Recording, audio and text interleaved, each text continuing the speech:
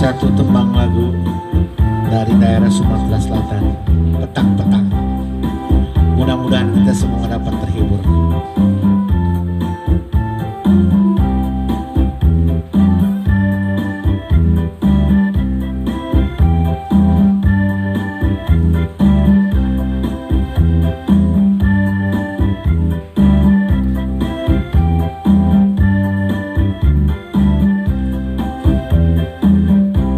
Petanglah petang menyilap lampu, ambil kursi tan di pojok meja.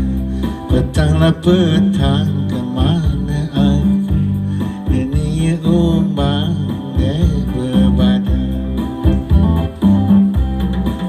Baju kurung berkancing diri, di bata endong keselangis.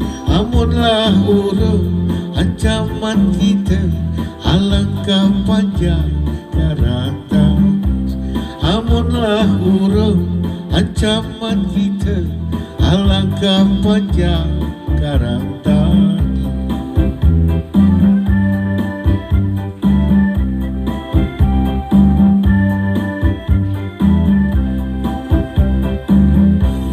Petanglah petang menyilap lampu, ambil kursi tan di pojok meja.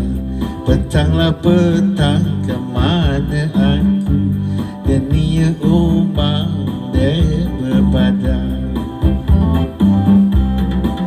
Kepiang berlinang-linang, mati disambang burung binti. Siang terhina, malam terkenang, ibadah tidur menjadi mimpi.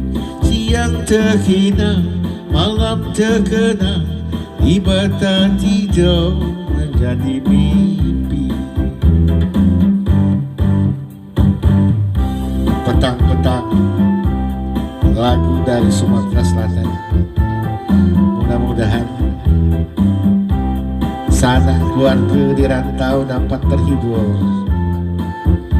dan terhindar dari virus corona.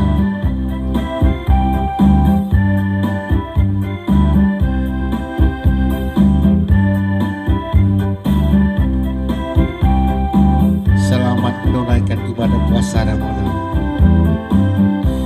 Petanglah petang menyilap lampu, ambil kursi tan di pojok meja.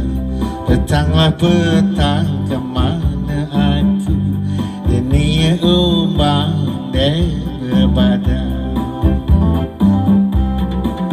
Baju kurung berkancing tiga, di bata endong keselangis. Amunlah urung ancaman kita, alangkah panjang karata. Amunlah urung ancaman kita, alangkah panjang karata. Semoga terhibur. Terima kasih. Sekali lagi selamat menunaikan ibadah puasa Ramadan.